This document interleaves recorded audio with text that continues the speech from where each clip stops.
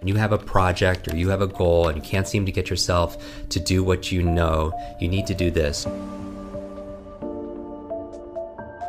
One or more of these techniques can help you really steer away from procrastination and help you get back on track. And it requires a little bit of practice every single day. How do you stop avoiding the things that you need to accomplish in your life?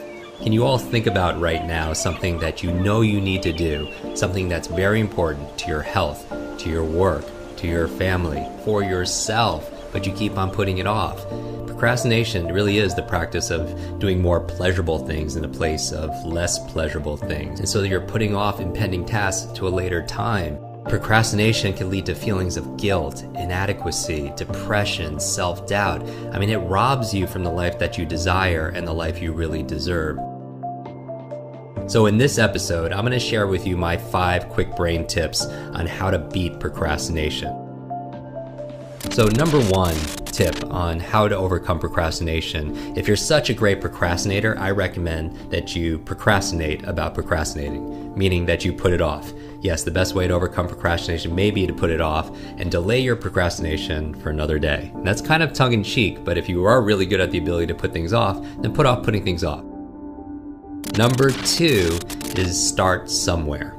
All right, start somewhere. And this really employs the Zeigarnik effect, basically saying that once somebody starts something, they need to finish it in order to have closure, and they retain that information. So using this for procrastination, start somewhere, and if you start somewhere, you're more likely to complete.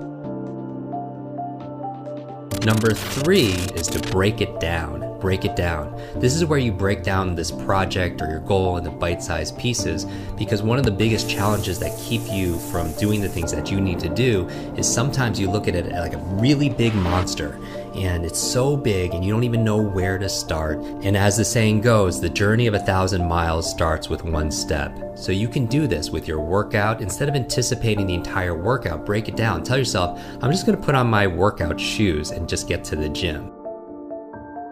This is employing a concept from BJ Fogg, an amazing, brilliant man. He created this concept called tiny habits. So for example, if you can't get yourself in the habit of flossing your teeth, for example, which we know adds years to your life, he says just floss 1 tooth. Because who's going to floss just 1 tooth, right? You're going to obviously do the 2nd and the 3rd and the 4th, but this is breaking it down into tiny little steps because it's less intimidating than the big monster that you might have it in your mind that keeps you from doing what you need to do. And it requires a little bit of practice every single day. So I don't ask people just pick up a book and read it. I want them just to read 1 sentence, because I know they won't stop with 1 sentence. They'll go on the 2nd sentence and the 3rd and so on. And so the 3rd step again is break it down. The 4th key that I would give you to be able to beat procrastination is to be kind to yourself. Now really listen to this, because it might surprise you, but beating yourself up because you didn't go to the gym, or you didn't make your meal prep, or you didn't do this at work, or whatever it is that you need to do, actually has the reverse effect of what you're trying to do. It actually, you would think that if you gave yourself some pain and some guilt, that you're more likely to change your behavior. But according to research, it actually says the exact opposite. That a lot of us beat ourselves up, and because we miss something that's good for us, and research in the area of self-compassion tells us that if you're kind to yourself, if you're light with yourself, you're more likely to be able to commit and follow through. So don't give yourself a lot of grief about not being able to make it to the gym, for example. Tell yourself, I'm human. This happens to the best of us. I'm going through a lot, but I'm going to do it tomorrow. So be light with yourself and make a plan so that you get it done. And that's really the key. The 5th thing I would recommend to be able to overcome like this thing called procrastination is to schedule it. And this sounds like it's obvious and it's common sense, but again, it's not common practice. And finally, here's a bonus one. I wasn't going to add this, but number 6, I would say, is come up with your why. Come up with your why. One of my favorite books is by a friend of ours named Simon Sinek. You might be familiar with his TED Talk.